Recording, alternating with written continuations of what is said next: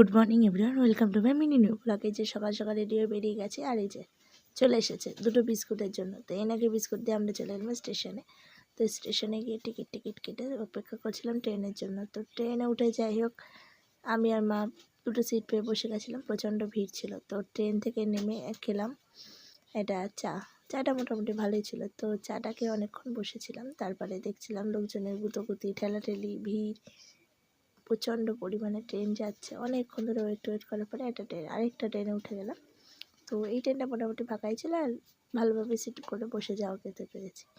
তো তো চলে আসলাম আমাদের গন্তব্যতে। আর গন্তব্যতে এসে তো এই যে সবাই তো চেনেই, মোটামুটি সবাই চেনে এই গেটটা। তো কাউকে আর খুলে বলার দরকার নেই। আর তারপরে এখান থেকে গিয়ে সোজা চলে গেলাম ঘাটে। তো ঘাটে গিয়ে একটু মাথায় টাথায় জল টল ছিটিয়ে একটু লোকজনের স্নান টান করা দেখে বেশ ভালোই লাগছিলো। অনেকক্ষণ দাঁড়িয়ে টাড়িয়ে থাকলাম। আমি একটু ফটো টটো তুললাম, ভিডিও তুলে কায়দা টায়দা মারলাম মাকে পাশে। এই যে মা পাশে দাঁড়িয়ে আছে। তারপরে পুজো দেওয়া হয়ে গেছে।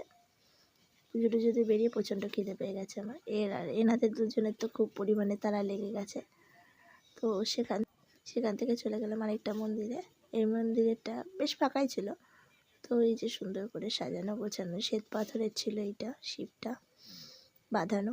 তো তারপরে দুটো টিকিট কাটলাম ভোগের, আমার আর মায়ের। তো আর এটা হলো আদ্যা মায়ের মন্দির। তো এখানে ভোগের প্রসাদের জন্য টিকিট কেটেছিলাম। তো অনেকক্ষণ ধরে বসেছিলাম, আরতি টারতি হলো, দেখলাম, অনেক কিছু করলাম। তো এসে চলে গেলাম আমরা ভোগের জন্য লাইন দিতে। তো লাইন ছিলই না। তো ভোগের প্রসাদ নিয়েছি, নিয়ে খাওয়া হয়ে গেছে। তো তারপরে ভুলে গেছিলাম ভিডিও করার কথা। তো যাই হোক, বাড়ির দিকে চলে এসেছি। আর বাড়িতে আস্তে আস্তে আমার রাস্তার বন্ধুগুলোর সাথে দেখা হলো।